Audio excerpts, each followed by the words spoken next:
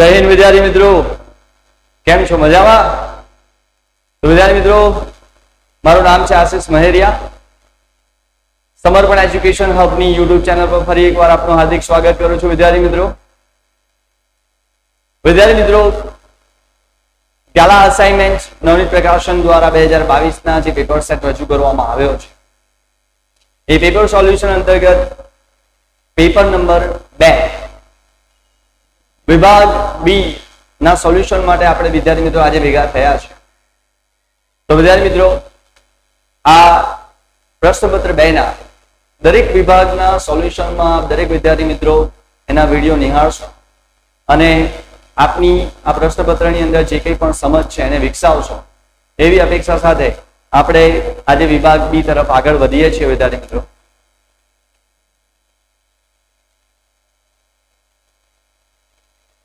તો વિદ્યાર્થી મિત્રો, પ્રશ્નપત્ર 2 માં વિભાગ બી, જે વિદ્યાર્થી મિત્રો દરેક પ્રશ્નપત્રના એટલે કે દરેક પ્રશ્નના 2 માર્ક હોય છે. એ 2 માર્ક અંતર્ગત એની અંદર પ્રથમ પ્રશ્ન પૂછાયો છે આપને કે ભારતીય સંસ્કૃતિ જે છે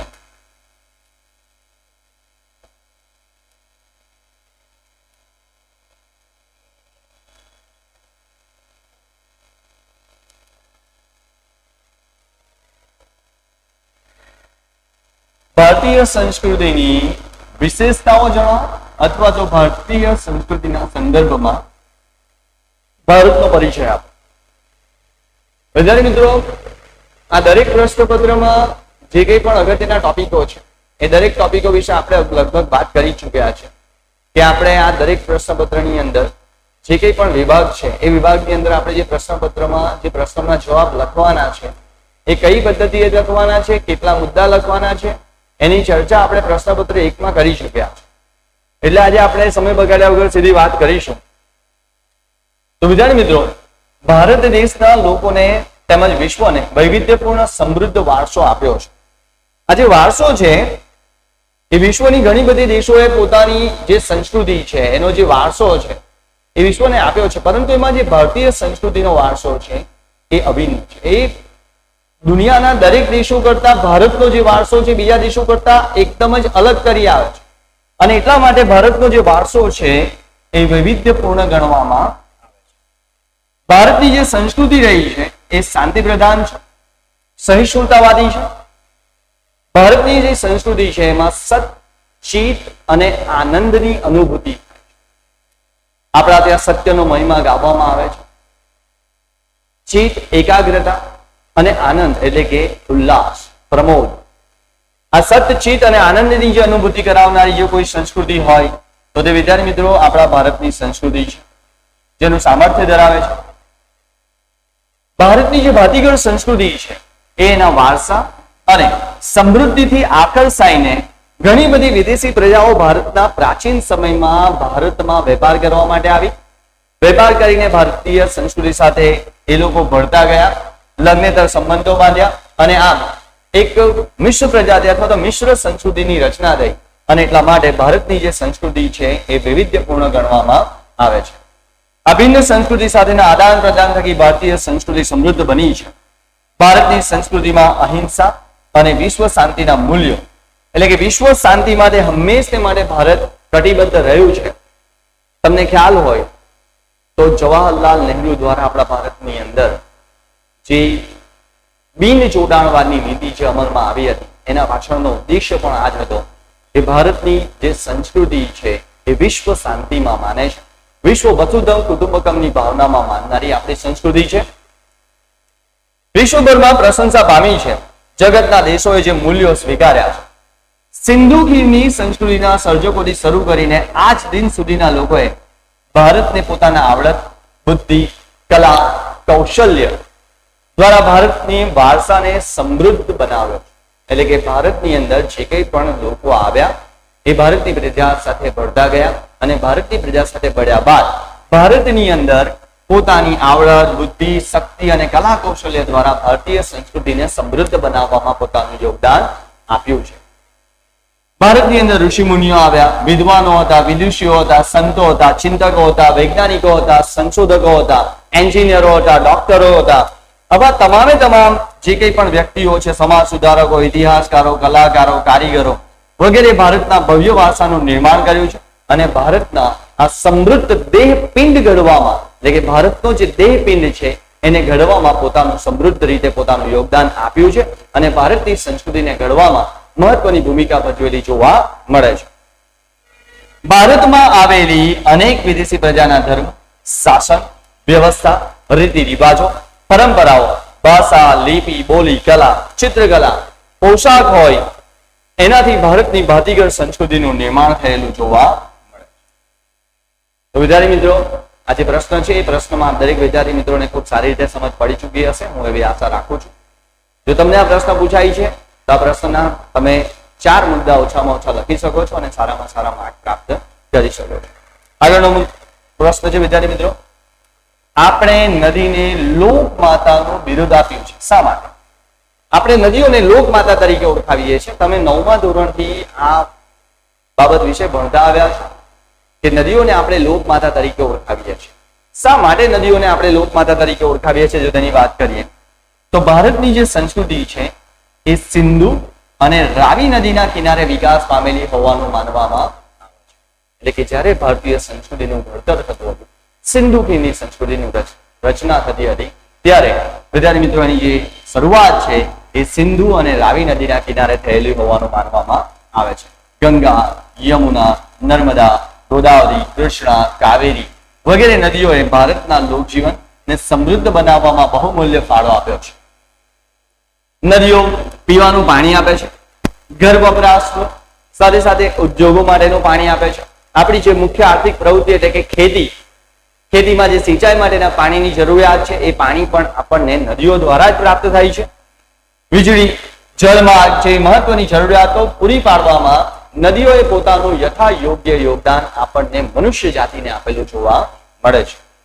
માટીના વાસણો હોય, મકાનો હોય, લીપણ હોય તથા ઉદ્યોગોના વિકાસ માટે નદીઓને પાણી પૂરું પાડવાની વાત હોય, તેવી તમામે તમામ વસ્તુઓ આપણને નદીઓ દ્વારા આપણને પ્રાપ્ત થયેલી જોવા મળે છે. પ્રાચીન કાળથી જ નદીઓએ ઉષા અને સંધ્યાના ભૂમિદ્રશ્ય દ્વારા સુંદર અને પ્રાકૃતિક વારસાના આપણને પ્રતીક, એટલે કે તમે જોયું હશે વિદ્યાર્થી મિત્રો કે જે સાંજનો સમય હોય છે નદી કિનારા, એટલે કે જે ઉષા એટલે કે સવારનો અને જે સાંજનો સમય છે એ નયનરમ્ય હોય છે. આવા પ્રાકૃતિક સૌંદર્ય ધરાવતા જે કંઈ પણ આપણને દ્રશ્યો છે એ દ્રશ્યો કોણે આપ્યા છે? આપણને નદીઓએ આપ્યા છે. આમ નદીની વિવિધ લક્ષી ઉપયોગિતાને કારણે નદીને આપણે લોકમાતા તરીકેનું બિરુદ આપીએ છીએ. તો વિદ્યાર્થી મિત્રો, આપણે નદીઓને શા માટે લોકમાતા તરીકે ઓળખાવીએ છીએ એનો જવાબ આપણે અહીંયા સંપૂર્ણપણે આપવામાં આવ્યો છે. હું આશા રાખું છું કે આપને આ દરેક પ્રશ્નની અંદર સમજ પડી ચૂકી હશે. આગળ જઈએ તો વિદ્યાર્થી મિત્રો, આપને ખ્યાલ હશે કે આગળ પણ આપણે આગલા વિડીયોમાં પણ આની ચર્ચા કરી ચૂક્યા છીએ. સમર્પણ એજ્યુકેશન હબ દ્વારા જે ઓનલાઈન કોર્સીસની શરૂઆત કરવામાં આવી છે એ ઓનલાઈન કોર્સીસની અંદર આપ જોડાઈ શકો છો. તેના માટેનો આપને જે નંબર છે એ નંબર નીચે આપને ફ્લેશ થઈ રહ્યો છે, જે આપ જોઈ શકો છો. આ ક્લાસની જોડાવાની અંદર તમને ઘણા બધા ફાયદા છે, જે ફાયદા વિશે મેં તમને આગળ પણ જણાવ્યું છે. બેસ્ટ એજ્યુકેશન ફેકલ્ટીઝ તમને અહીંયા પ્રોવાઈડ કરવામાં આવે છે, જેમાં રિંકેશ સર જે મેથ્સ જેવા સબ્જેક્ટને ખૂબ સારી રીતે સમજાવવામાં આપને મદદરૂપ બનશે.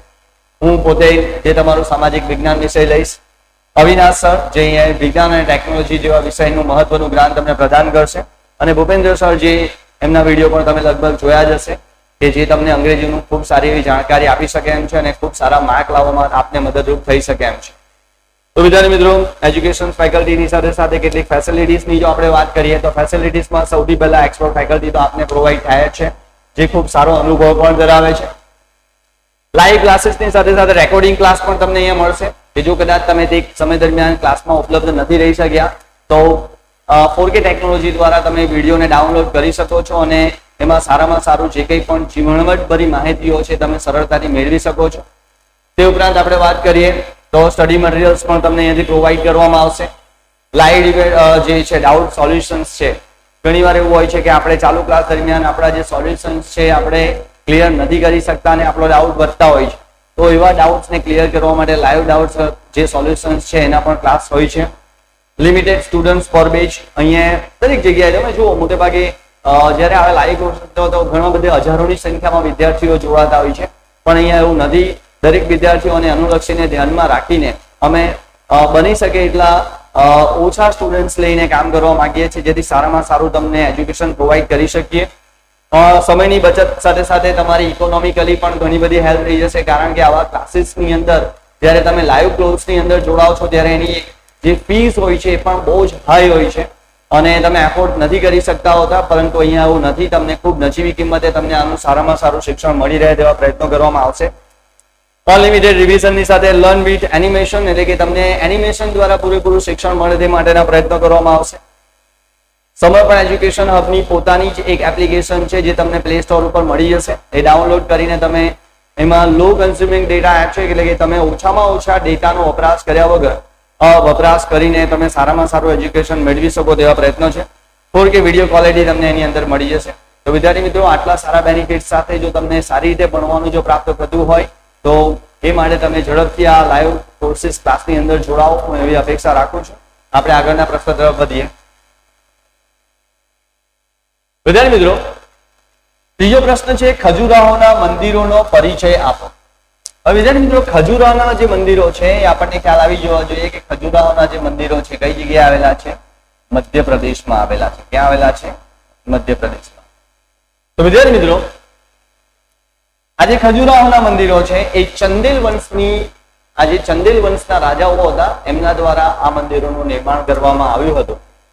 આગળ જઈએ. ખજુરાહોના મંદિરો મધ્યપ્રદેશના છત્તરપુર જિલ્લાના ખજુરાહો નામના સ્થળે એટલે કે ગામમાં આવેલા છે. બુંદેલખંડના ચંદેલ રાજપૂતોની રાજધાનીનું નગર હતું. અહીંયા કુલ 80 મંદિરોનું નિર્માણ થયું છે, પરંતુ હાલની અંદર એમાં માત્ર 25 મંદિરો જ આપણને જોવા મળે છે. બાકીના મંદિરો છે પરંતુ એની અવસ્થા જે છે એ બહુ સારી જોવા મળતી નથી. એટલે કે અત્યારે હાલમાં માત્ર 25 મંદિરો જ આપણને ઉપલબ્ધ જોવા મળે છે. ઉત્તર ભારતની નાગર શૈલીના ઉત્તમ નમૂના છે, જે પશ્ચિમ, પૂર્વ અને દક્ષિણ દિશાના ક્ષેત્ર સમૂહોમાં વિભાજિત થયેલા છે. આ મંદિરોમાં મોટા ભાગના જે મંદિરો છે એ શૈવ મંદિરો છે.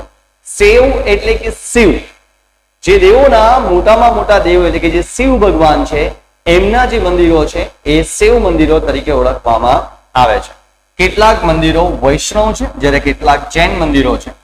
બધા જ મંદિરોની રચના પદ્ધતિ અને શિલ્પ વિધાન લગભગ એક સમાન જ છે. એની જે રચના છે, એની જે શૈલી છે, એનું જે બાંધકામનો પ્રકાર છે એ મોટે ભાગે દરેક મંદિરોમાં કેવો જોવા મળે છે? એક સમાન જ છે. એમાં કોઈ અલગ અલગ વિભિન્નતા જોવા મળતી નથી. ત્યારબાદ શરૂઆતના સમયના બધા જ મંદિરો ગ્રેનાઇટના પથ્થરોમાંથી નિર્માણ કરવામાં આવેલું.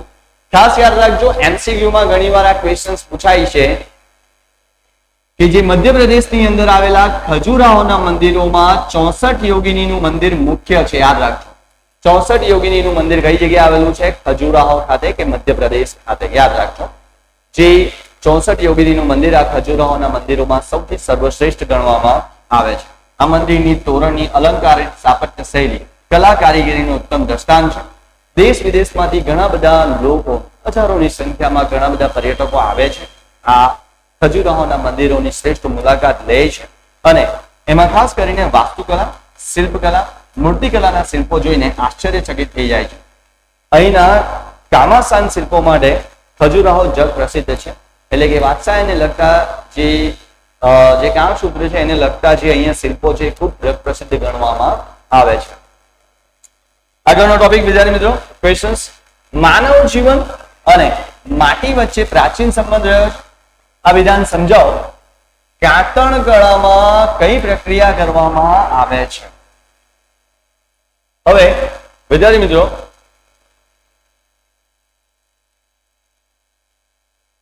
આગળનો પ્રશ્ન જે છે એમાં જોઈએ તો પ્રાચીન યુગમાં ધાતુની શોધ થઈ એ પહેલા લોકો માટીમાંથી બનાવેલા પાત્રોનો ઉપયોગ કરતા. હવે જુઓ, પ્રાચીન સમયમાં સૌથી પહેલા આપણને એમ ખબર છે કે ભાઈ સૌથી પહેલું જે યંત્ર શોધવા, એટલે કે સૌથી પહેલું જે યંત્ર ગણવામાં આવે છે એ શું હતો ભાઈ? ચાકડો હતો. શું હતો? તો ભાઈ કુંભારનો જે ચાકડો છે એને સૌથી પહેલું યંત્ર ગણવામાં આવે છે, કારણ કે એનાથી વાસણો બનાવવાની શરૂઆત થઈ. એ સમયે રમકડા, ઘડો, કોળિયું, કુલડી, માટી, ચૂલો, ઈંટ વગેરે સાધનો માટીમાંથી તૈયાર કરવામાં આવતા હતા. અનાજનો સંગ્રહ કરવા માટે કોઠીઓ બનાવવામાં આવતી.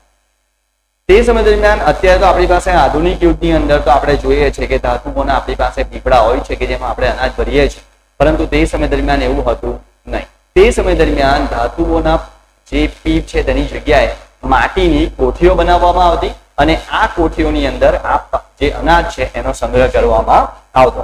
એ ઉપરાંત ઘી, તેલ, દૂધ, દહીં, છાશ વગેરેના પાત્રો તેમજ રસોઈના વાસણો માટીમાંથી વિશિષ્ટ રીતે બનાવવામાં આવતા.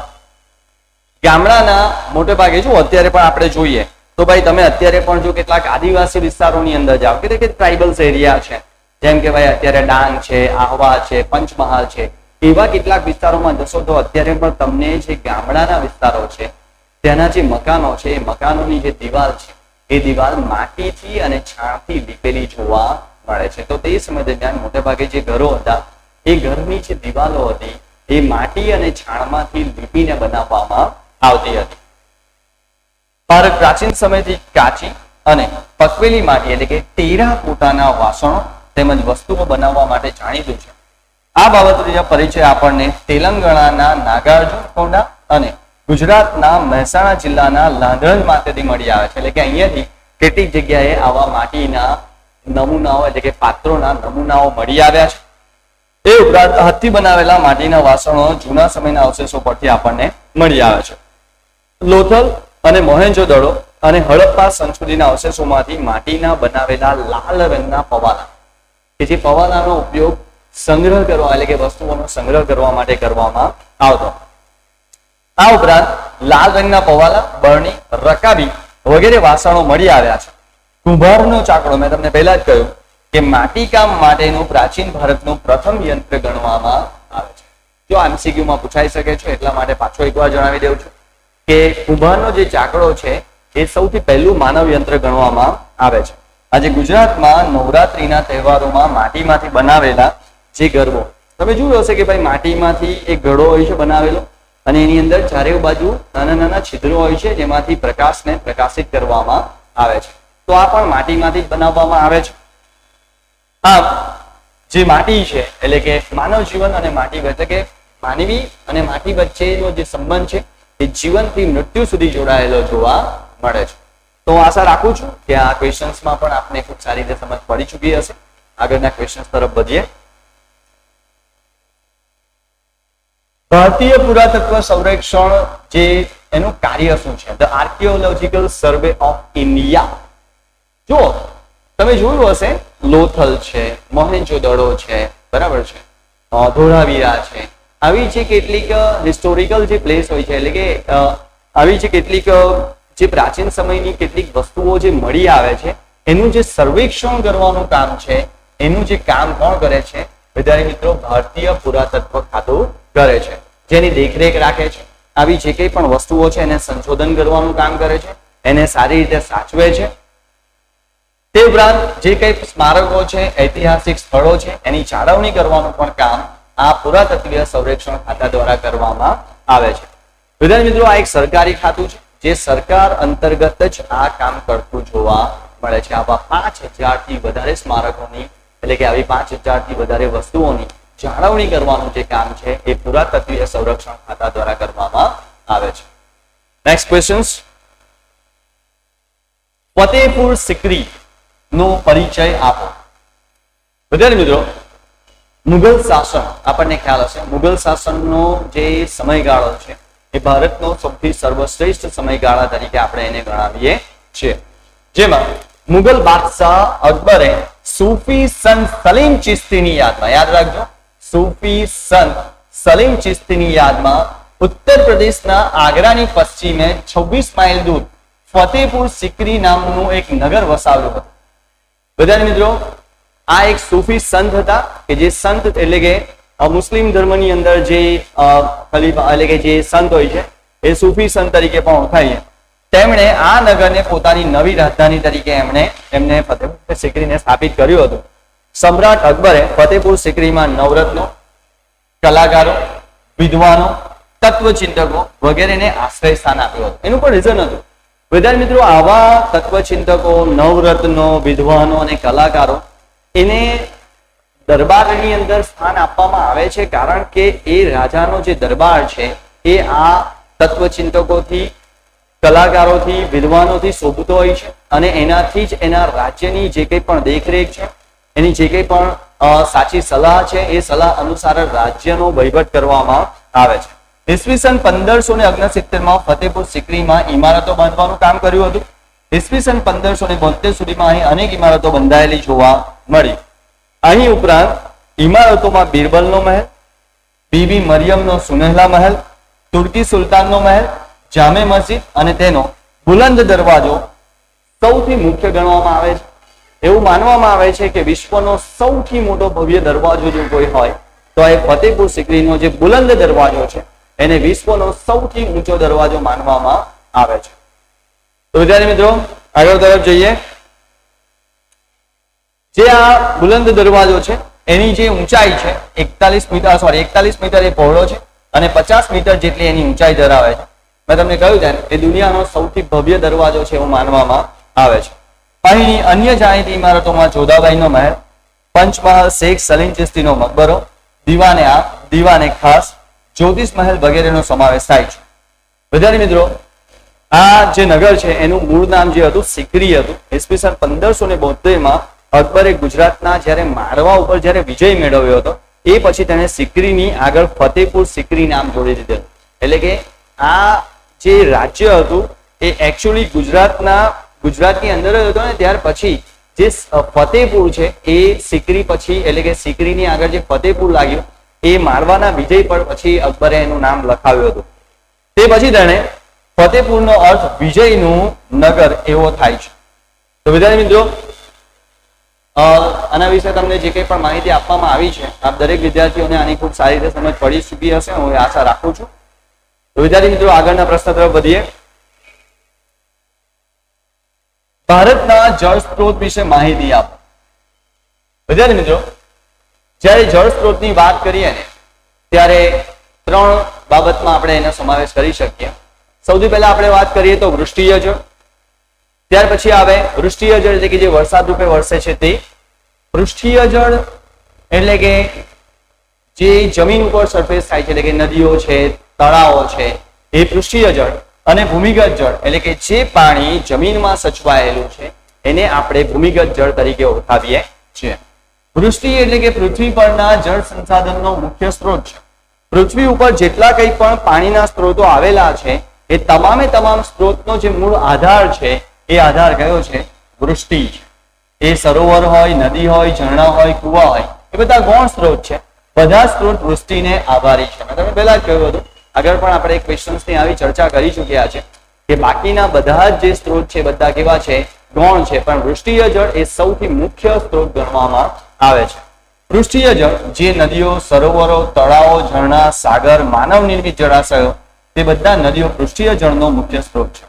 ત્યારબાદ ભૂમિગત જળ જમીનની સપાટી પરથી શોષાઈને જ્યારે પાણી જમીનમાં નીચે એટલે કે પાણીની જે સરફેસ છે જ્યારે અહીંયા વરસાદ પડે છે કે કોઈ પણ પાણી પડે છે ત્યારે એ જમીનના નીચલા સ્તર ઉપર શોષાઈને નીચે ભેગું થાય છે, જેને આપણે ભૂમિગત જળ તરીકે ઓળખાવીએ છીએ. ભૂમિગત જળનો જે જથ્થો છે એ અમર્યાદિત છે. તે ભારતમાં સૌથી વધારે આવા ભૂમિગત જળનો જે જથ્થો સૌથી વધારે ધરાવનારો જે ભાગ છે એ ભારતનો ઉત્તર ભાગ છે. યાદ રાખજો વિદ્યાર્થી મિત્રો કે ભૂમિગત જળનો સૌથી વધુ જથ્થો એ ભારતના ઉત્તર ભાગમાં આવેલો જોવા મળે છે, જેનો વિસ્તાર લગભગ 42% જેટલો ધરાવતો જોવા મળે છે. દક્ષિણ ભારતમાં ઉચ્ચ પ્રદેશ અને પર્વતીય વિસ્તારોના કારણે તેનું પ્રમાણ ઓછું છે. તેમાં સૌથી વધુ ઉપયોગ સિંચાઈ માટે થયેલો જોવા મળે છે. નિર્વનીકરણની અસરો જણાવો. આગલા ક્વેશ્ચન્સ પેપર્સમાં લગભગ આપણે આ ક્વેશ્ચન્સની ચર્ચા કરી ચૂક્યા છે. નિર્વનીકરણ એટલે કે જે જંગલો છે, જંગલોનો જે નાશ થઈ રહ્યો છે એ નાશ થવાને કારણે આપણને એની કઈ કઈ અસરો જોવા મળશે એના વિશે ચર્ચા કરવાની છે વિદ્યાર્થી મિત્રો આ ક્વેશ્ચન્સમાં. સૌથી પહેલા આપણે વાત કરીએ કે જો જંગલોનો આપણે વિનાશ કરશું તો પૃથ્વી ઉપર કાર્બન ડાયોક્સાઇડ જેવા વાયુ કે જે હાનિકારક વાયુઓ છે એનું પ્રમાણ વધતું રહેશે અને જે મહત્વનો વાયુ છે એટલે કે જે ઓક્સિજન વાયુ છે એની ઉણપ વર્તાશે, જેથી જે પ્રાણવાયુ છે એની અછત વર્તાયેલી જોવા મળશે. ગ્રીન હાઉસ ઇફેક્ટનું પ્રમાણ વધશે. માટીના ધોવાણથી ખેતીની ફળદ્રુપતાની સમસ્યા વધતી જશે. જે વૃક્ષો છે એ માટીના કણને જકડી રાખે છે. જ્યારે વૃક્ષોનું પ્રમાણ ઘટશે ત્યારે જમીનનું ધોવાણ પણ વધી જશે અને જે માટીની જે ફળદ્રુપતા છે એ પણ ઘટી ગયેલી જોવા મળશે. જંગલોના મોટે પાયે વિનાશ થવાને કારણે જંગલોનો વિસ્તાર ઘટ્યો છે. વૈશ્વિક તાપમાનમાં 5 ડિગ્રી સેલ્સિયસનું પ્રમાણ વધતું ચાલ્યું છે. 9મા ધોરણમાં તમે શીખી ગયા છો કે આપણા ભારત દેશની અંદર 2014 પછીના અત્યાર સુધીના સમયગાળામાં ભારતના તાપમાનમાં 5 ડિગ્રી સેલ્સિયસનો વધારો થયો છે. વરસાદનું પ્રમાણ ઘટ્યું છે. દુષ્કાળના પ્રમાણમાં વધારો થયો છે. અનેક વન્યજીવો નિરાશ્રિત થતા ગયા જોવા મળે છે અને આ જ વન્યજીવો ઘણીવાર જંગલોનું પ્રમાણ ઘટવાને કારણે માનવ વસાહતોમાં આવી ચડે છે. માનવ વસાહતોમાં આવી ચડવાને કારણે પરિસ્થિતિ એવી થાય છે કે આ જે પ્રાણીઓ છે માનવ અથડામણમાં આવે છે અને માનવ અથડામણમાં આ જે પ્રાણીઓ છે એને ગંભીર નુકસાન થયેલું જોવા મળે છે. વિદ્યાર્થી મિત્રો, માંસાહારી અને વન્યજીવો દ્વારા જંગલની નજીકના ક્ષેત્રોમાં વસતા પશુપાલકો અને પાલતુ પશુઓના મારણના બનાવ પણ બની રહ્યા છે. કેટલાક વન્ય પ્રાણીઓ લુપ્ત થવાના આરે છે અથવા તો કેટલાક વન્ય પ્રાણીઓ લુપ્ત થઈ ચૂક્યા છે. આપણા ડાંગ અને આહવાના જંગલોમાં પણ એક સમય દરમિયાન વાઘ જોવા મળતા હતા, પરંતુ આજે જે પરિસ્થિતિ છે આપણે બધા જાણીએ છીએ કે આજે ગુજરાતમાં કોઈ જગ્યાએ વાઘ જોવા મળતા નથી. તો એના પાછળનું કારણ એ જ છે કે જંગલોનું જે નિર્વનીકરણ થઈ રહ્યું છે એને કારણે આ પરિણામ આજે આપણે ભોગવી રહેલા જોવા મળીએ છીએ. તો નેક્સ્ટ ક્વેશ્ચન તરફ આગળ વધીએ વિદ્યાર્થી મિત્રો. રાષ્ટ્રીય ઉદ્યાન એટલે શું? વિદ્યાર્થી મિત્રો, રાષ્ટ્રીય ઉદ્યાન, અભયારણ્ય, જીવ આરક્ષિત ક્ષેત્ર, બધા શબ્દો આપણે જોઈએ ને તો વચ્ચે ઓછા અંશે આપણને બધા શબ્દો કેવા લાગે? એક સમાન જ લાગે. જો કે બંને વચ્ચે બહુ વધારે તફાવત પણ નથી. આપણે જોઈએ કુદરતી વનસ્પતિ, વન્યજીવો, કુદરતી સૌંદર્યના સ્થળ, મહત્વના રાષ્ટ્રીય સ્થળોની જાળવણી માટેના સુરક્ષિત વિસ્તારોને રાષ્ટ્રીય ઉદ્યાન તરીકે આપણે ઓળખાવીએ છીએ. જે અભયારણ્ય છે એની સરખામણીએ આ જે રાષ્ટ્રીય ઉદ્યાન હોય છે એ થોડુંક વધારે સુરક્ષિત રાખવામાં આવે છે. વિદ્યાર્થી મિત્રો, એકથી વધારે પારિસ્થિતિક તંત્ર સમાવેશ હોય છે. એટલે કે અહીંયા કોઈ પ્રાણીઓને નહીં પરંતુ એની જે વનસ્પતિઓ છે એના રક્ષણ માટે પણ આ પારિસ્થિતિક તંત્રનું નિર્માણ કરવામાં આવ્યું છે. પાલતુ પશુઓના ચરાવવા પર સંપૂર્ણપણે પ્રતિબંધ હોય છે. અહીંયા કોઈ પણ જે સ્થાનિક રહેવાસીઓ હોય છે એને પણ એ અભયારણ્યની અંદર પશુઓને ચરાવવા માટેની છૂટ આપવામાં આવતી હોતી નથી. ત્યાં લાકડા કાપવા ઉપર પણ પ્રતિબંધ હોય છે. સ્થાનિક રહેવાસીઓ પણ ત્યાં લાકડા કાપી શકતા નથી. સહેલાણીઓના હરવા ફરવા ઉપર પણ નિયંત્રણ હોય છે. કોઈ વિશેષ પ્રજાતિ ઉપર ધ્યાન કેન્દ્રિત થતું નથી. લગભગ એની અંદર આવતા તમામે તમામ પ્રાણીઓના રક્ષણ અને એમના વિકાસ અને એમની સંખ્યામાં ઉત્તરોત્તર વધારો થાય તેવા પ્રયત્ન માટે રાષ્ટ્રીય ઉદ્યાનોનું નિર્માણ કરવામાં આવે છે. સ્થાપના રાજ્ય સરકાર અને કેન્દ્ર સરકારના સહયોગથી જ થાય છે. કાઝીરંગા, કોર્બેટ, વેળાવદર, દરિયાઈ રાષ્ટ્રીય ઉદ્યાન, ગીર, દક્ષિગામ રાષ્ટ્રીય ઉદ્યાન દેશના રાષ્ટ્રીય ઉદ્યાનો છે. વિદ્યાર્થી મિત્રો, આગળ તરફ જોઈએ. આતંકવાદ અને બળવાખોરી. વિદ્યાર્થી મિત્રો, આ બંને શબ્દો છે ને, જો આપણને આ બંને વચ્ચે છે ને એક બહુ પાતળી ભેદ રેખા છે. બળવાખોરી એ કોઈ પ્રાદેશિક વિસ્તારને લગતો છે. એટલે કે એની જે સીમા છે એ કોઈ પ્રદેશ પૂરતી હોઈ શકે અથવા તો રાષ્ટ્ર પૂરતી સીમિત હોય છે. પણ જયારે આતંકવાદની કરીએ ને ત્યારે એની જે સીમા છે એ આંતરરાષ્ટ્રીય છે. કેવી છે? આંતરરાષ્ટ્રીય. એટલે કે એની કોઈ સીમા નથી હોતી. આતંકવાદ વિશ્વના લગભગ દરેક દેશોમાં અત્યારે જોવા મળે છે. આતંકવાદથી અત્યારે દુનિયાના લગભગ બધા જ દેશો પ્રભાવિત થયા છે. ઇવન કે જ્યાં એવા દેશો છે કે જે આતંકવાદને હંમેશા પ્રોત્સાહન આપે છે એવા દેશો પણ આજે આતંકવાદથી પ્રભાવિત થઈ ચૂક્યા છે. તો એના તફાવત વિશે વાત કરીએ તો વિદ્યાર્થી મિત્રો, આતંકવાદ એક વૈશ્વિક સમસ્યા છે. ત્યારે મેં તમને કહ્યું તેમ બળવાખોરી એ જે તે રાષ્ટ્રની પ્રાદેશિક સમસ્યા હોઈ શકે. એનો વિસ્તાર આંતરરાષ્ટ્રીય વિસ્તાર છે. એ સરકાર વિરુદ્ધ હોઈ શકે અથવા તો પ્રાદેશિક સ્તરે હોઈ શકે. તે દેશની વિરુદ્ધ હોય છે. જ્યારે અહીંયા આપણે જોઈએ બળવાખોરી એ જે તે રાજ્યની અંદર જે રાષ્ટ્રની અંદર જે કંઈ પણ સરકાર છે એના વિરુદ્ધ હોઈ શકે. રાજ્ય સરકારની વિરુદ્ધ હોઈ શકે, કેન્દ્ર સરકારની વિરુદ્ધ હોઈ શકે. એમની જે કંઈ પણ માંગણીઓ છે ન સ્વીકારાય ત્યારે પણ બળવાખોરી થાય છે. આતંકવાદને સ્થાનિક લોકોનો પ્રજાનો સહકાર મળી પણ શકે અને ન પણ મળી શકે. પરંતુ જ્યારે બળવાખોરીની વાત કરીએ ત્યારે જે તે પ્રદેશમાં આ જે બળવાખોરી ચાલતી હોય છે ત્યાંના સ્થાનિક રહેવાસીઓ દ્વારા આને પૂરેપૂરું પ્રોત્સાહન મળતું હોય છે. બળવાખોરીથી પ્રભાવિત રાજ્યો કે પ્રદેશોનો વિકાસ અટકી જાય છે. જ્યારે અહીંયા પણ આપણે જોઈએ તો પ્રભાવિત રાષ્ટ્રોનો વિકાસ અટકે છે. આતંકવાદ, સાંપ્રદાયિક હિંસા, ધૃણા ફેલાવીને સમાજને વિભાજિત કરે છે.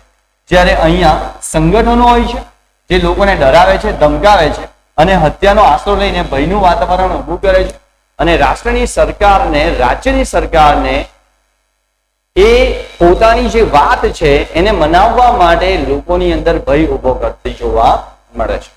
તો વિદ્યાર્થી મિત્રો, આ આતંકવાદ અને બળવાખોરી વચ્ચે આ પ્રાતિભાદ રેખાથી આપણે તમે સમજી શકો છો. આગળ જઈએ. લોખંડના પ્રકારો જણાવો અને તેના પ્રાપ્તિ સ્થાનો કયા છે તેના વિશે વાત કરીએ. તો વિદ્યાર્થી મિત્રો, લોખંડના આમ જોવા જઈએ તો 4 પ્રકાર પડે છે: હેમેડાઇટ, મેગ્નેટાઇટ, લિમોનાઇટ અને સિડરાઇટ. તો વિદ્યાર્થી મિત્રો, એના પ્રાપ્તિ સ્થાનોની જો વાત કરીએ તો ભારતમાં સૌથી વધુ લોખંડ કર્ણાટક રાજ્યમાંથી મળી આવે છે. તે પછી ક્રમશઃ ઓડિશા, ઝારખંડ, છત્તીસગઢ, આંધ્રપ્રદેશમાં મળી આવે છે. તદુપરાંત ગોવા, રાજસ્થાન, તમિલનાડુ, મહારાષ્ટ્ર, મધ્યપ્રદેશ, કેરળ, ઉત્તર પ્રદેશ, અસમ વગેરે રાજ્યોમાંથી પણ આ લોખંડ જેવી જે કાચી ધાતુ છે, એટલે કે લોખંડની કાચી ધાતુ છે, જે આપણને મળી આવે છે. ભારતની અંદર સૌથી વધારે, વિશ્વની અંદર જો આપણે વાત કરીએ તો સૌથી વધારે ઉપયોગમાં લેવાતી જો કોઈ ધાતુ હોય તો તે વિદ્યાર્થી મિત્રો યાદ રાખજો, આ લોખંડ હોય છે. અબરખના ગુણધર્મો અને તેના ઉપાયો જણાવો. વિદ્યાર્થી મિત્રો, અબરખના ગુણધર્મો અને ઉપયોગો નીચે પ્રમાણે છે. અબરખ પારદર્શક, સ્થિતિસ્થાપક તથા ગરમી અને વિદ્યુતનું અવાહક એટલે કે અંતિમ મંદ વાહક હોય છે, જે તે વિદ્યુતનું ઊંચું દબાણ પણ સહન કરી શકે છે. અને એટલા માટે ખાસ કરીને વિદ્યુતના ઉપકરણો બનાવવામાં, વિદ્યુતની આ જે સામગ્રીઓ છે એટલે કે જે વિદ્યુત સાથે જોડાયેલી હોય છે એવી સામગ્રીઓ બનાવવામાં એનો વિશેષ રીતે ઉપયોગ કરવામાં આવતો હોય છે. જેમાં ખાસ કરીને હીટર છે, જે પ્રેસ છે એટલે કે આપણે ઇસ્ત્રી છે, જેમાં વિદ્યુત રોધક એટલે કે અગ્નિરોધક તરીકે પણ તેનો ઉપયોગ થતો હોય છે. અન્ય વીજળીના સાધનો જેમાં કે રેડિયો, ટેલિફોન, વિમાન, મોટર, ગ્રામોફોન, ધ્વનિ શોષક પડદા. ખાસ કરીને આપણે કેટલાક થિયેટરોની અંદર ગયા હોય છે ત્યારે થિયેટરોની અંદર જે અંદરનો અવાજ છે બહાર નથી જતો, તો એના પાછળનું રીઝન હોય છે કે થિયેટરની અંદર જે પડદા લગાડવામાં આવ્યા હોય છે એ પડદાની અંદર આ અબરખનો ઉપયોગ કરવામાં આવ્યો હોય છે કે જે આ જે અવાજ છે એને શોષી લે છે અને બહાર સુધી જવા દેતા નથી. તે ચળકાટ આપવા માટે અને કાચના પૂરક પદાર્થ તરીકે પણ ઉપયોગમાં આવે છે. ભારતમાં બિહાર, ઝારખંડ, આંધ્રપ્રદેશ અને રાજસ્થાન અબરખના ઉત્પાદનમાં મુખ્ય રાજ્યો છે. આ ઉપરાંત કર્ણાટક, પશ્ચિમ બંગાળ અને તમિલનાડુમાં અબરખ મળી આવે છે. વિદ્યાર્થી મિત્રો, ભારતમાં મસ્કોવાઇટ નામના અબરખનો વિશાળ જથ્થો મળી આવે છે. અબરખના ઉત્પાદનમાં વિશ્વમાં ભારત પ્રથમ સ્થાન ધરાવે છે. આ ખાસ ધ્યાન રાખજો કે કઈ ધાતુના ઉત્પાદનમાં ભારતનું સ્થાન સૌથી મોખરાનું સ્થાન ધરાવે છે. તો અબરખ એક એવી ધાતુ છે કે જેના ઉત્પાદનમાં ભારત સૌથી વિશ્વમાં પ્રથમ ક્રમે આવે છે. સાથે સાથે મસ્કોવાઇટ નામનો જે અબરખનો એક પ્રકાર છે એનું ઉત્પાદન સૌથી વધારે ભારત કરી આપે છે. પર્યાવરણના અતિક્રમણને રોકવા માટેના ઉપાયો જણાવો. વિદ્યાર્થી મિત્રો, પર્યાવરણની અંદર જે પ્રદૂષણ વધી રહ્યું છે, પર્યાવરણનું જે ધીમે ધીમે પ્રદૂષણ વધવા પાછળને એને જે રોકવા માટેના ઉપાયો છે તેની વાત કરીએ તો વિદ્યાર્થી મિત્રો, ભૂકંપ, જ્વાળામુખી વિસ્ફોટ, દાવાનળ, ભૂપ્રતાપ, ભૂમ ચક્રવાત, સુનામી જેવા કુદરતી પરિબળો અને માનવ સર્જિત કારણોની અસરથી પર્યાવરણમાં જળ, જમીન અને જે વાયુ છે એને કારણે એનું પ્રદૂષણ વધ્યું છે. પર્યાવરણની ગુણવત્તામાં ઘટાડો થયો છે અને પર્યાવરણ અતિક્રમણ કહેવામાં આવે છે. ટૂંકમાં મેં તમને કહ્યું કે કેટલીક માનવ સર્જિત આપત્તિઓ અને કેટલીક કુદરત સર્જિત એટલે કે કુદરતી આપત્તિઓ એને કારણે જે પાણી છે, જમીન છે, એનો જે બગાડ થયો છે, પર્યાવરણને જે નુકસાન થયું છે એ નુકસાનને આપણે પર્યાવરણ અતિક્રમણ તરીકે ઓળખાવી શકીએ. આ અતિક્રમણને રોકવાના ઉપાયોમાં જો આપણે વાત કરીએ તો સૌથી પહેલા ઔદ્યોગિક વિકાસનું યોગ્ય આયોજન કરવું, ઉપકરણોની ગુણવત્તા ચકાસવી, પ્રદૂષણને ફેલાવતા ઉદ્યોગોને રહેણાંક વિસ્તારોથી દૂર રાખવા. જો ઉદ્યોગ એ વિકાસની એક ચાવી છે, પણ જો આ ઉદ્યોગો જો પ્રદૂષણ ફેલાવતા જ રહે તો સ્વાભાવિક છે કે એ પ્રદૂષણ વધવાને કારણે પરિસ્થિતિઓ બદલાઈ જશે. ઉલટું પરિસ્થિતિઓમાં વિકાસ કરવા માટેની શરૂઆત પાછી અહીંયાથી જ કરવી પડશે. અને એટલા માટે ઉદ્યોગોને મોટે ભાગે રહેણાંક વિસ્તારોથી દૂર જ રાખવા, એને સ્થાપીને સારા યંત્રો અને ઉપકરણો વસાવવા, તેમનું કુશળ સંચાલન અને પ્રદૂષણ ઘટાડી શકાય તે માટેના પ્રયત્નો કરવા. ઈંધણની યોગ્ય પસંદગી. ઈંધણની યોગ્ય પસંદગી અને તેના ઉચિત ઉપયોગથી હવા પ્રદૂષણ ઓછું કરી શકાય છે. દાખલા તરીકે ઉદ્યોગોમાં કોલસાની જગ્યાએ ખનિજ તેલના ઉપયોગથી વધુ ધુમાડો આપણે અટકાવી શકીએ છીએ. હવામાં ઉત્સર્જિત થતા પ્રદૂષણોને ફિલ્ટર, પ્રેસિપિટેટર, સ્ક્રબર જેવા સાધનોની મદદથી હવામાં જતા રોકી શકીએ છીએ. વિદ્યાર્થી મિત્રો, આની અંદર આપણે બીજું પણ લખી શકીએ કે ભાઈ અત્યારે જે વાહનો છે, એટલે કે જે પેટ્રોલ ડીઝલ થી ચાલતા જે વાહનો છે તેની જગ્યાએ હવે આપણે ઇલેક્ટ્રોનિક જે વ્હીકલ્સ છે, ભલે આ તમને નથી આપ્યું પણ આ એક તમે મુદ્દો હવે નવેસરથી ઉમેરી શકો છો કે ભાઈ જે પેટ્રોલ ડીઝલ થી ચાલતા જે વાહનો છે એની જગ્યાએ આપણે ઇલેક્ટ્રિકલ વ્હીકલ્સનો ઉપયોગ કરીને પણ પર્યાવરણ અતિક્રમણને આપણે બચાવી શકીએ છીએ. તે ઉપરાંત વાત કરીએ ઉદ્યોગોના પ્રદૂષણ પાણીને વિવિધ પ્રક્રિયાઓ દ્વારા શુદ્ધ કરી અને નદીમાં છોડવા.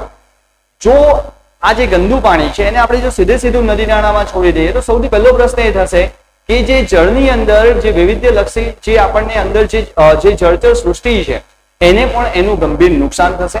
તો એ પાણીને પહેલા ફિલ્ટર કરી લઈએ અને ત્યાર પછી જ એને નદી નાળામાં છોડીએ કે જેથી જળચર એટલે કે જળની અંદર જે વિકાસ પામી રહેલી જે સૃષ્ટિ છે એને પણ નુકસાન ન થાય.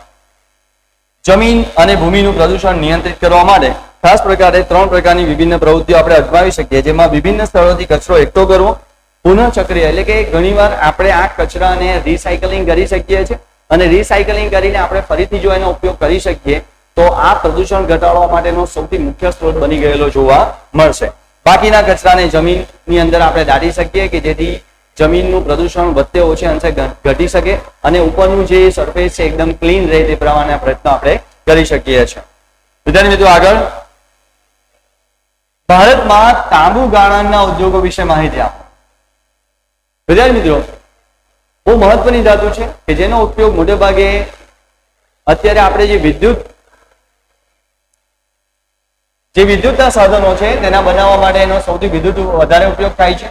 એક મહત્વનો ઉદ્યોગ બની રહે છે. તાંબુ વિદ્યુતનું સુવાહક એટલે કે એની અંદરથી વિદ્યુત સારી રીતે પસાર થઈ શકે છે. અન્ય ધાતુઓ સાથે ભળી જવાના ગુણધર્મો ધરાવે છે, તેનો ઉપયોગ વધ્યો છે. વિદ્યુતના ઉપકરણો બનાવવા, refrigerator, air conditioner, automobiles, radiator, ઘર વપરાશના સાધનો વગેરેમાં તાંબાનો ઉપયોગ થતો આવ્યો છે. ભારતમાં તાંબુ ગાળવાનો સૌપ્રથમ એકમ ભારતીય તાંબા નિગમ ઇન્ડિયન કોપર કોર્પોરેશન ICC દ્વારા ઝારખંડ રાજ્યમાં ઘાટશિલા ખાતે પ્રસ્થાપિત કરવામાં આવ્યો હતો. ત્યારબાદ 1972માં ભારતીય તાંબા નિગમ એટલે કે હિન્દુસ્તાન કોપર લિમિટેડ HCL અંતર્ગત હસ્તાંતરણ કરવામાં આવ્યું છે. આજે હિન્દુસ્તાન કોપર લિમિટેડ દ્વારા ખાનગી ક્ષેત્રે તાંબાનું ઉત્પાદન કરવામાં આવે છે. ભારતમાં તાંબાનું ઉત્પાદન દેશની જરૂરિયાત પૂરતું કરી શકાતું નથી અને એટલા માટે આપણે આ તાંબાનો ઉપયોગ વધારે પડતો કરતા હોવાને કારણે આ તાંબુ આપણે ઝામ્બિયા, ચીલી, US અને કેનેડાથી આપણે આયાત કરીએ છીએ એટલે કે મંગાવીએ છીએ અને આપણી જે જરૂરિયાત છે એને સંતોષવા માટેનો પ્રયત્ન આપણે કરતા આવ્યા છીએ.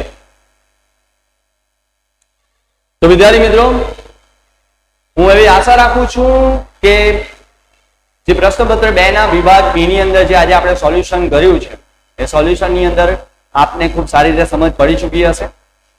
જો આપને કોઈ ડાઉટ્સ હોય તો કોઈ પ્રશ્ન હોય તો તમે કમેન્ટ કરી શકો છો ને જો આપને આ વિડીયો પસંદ આવ્યો હોય તો આપ ચેનલને સબસ્ક્રાઇબ કરશો અને વિડીયોને લાઈક કરશો. એવી અભિલાષા સાથે આપની વિદાય લઉં છું. નવા વિડીયોમાં ખૂબ ઝડપથી મળશું. જય હિન્દ.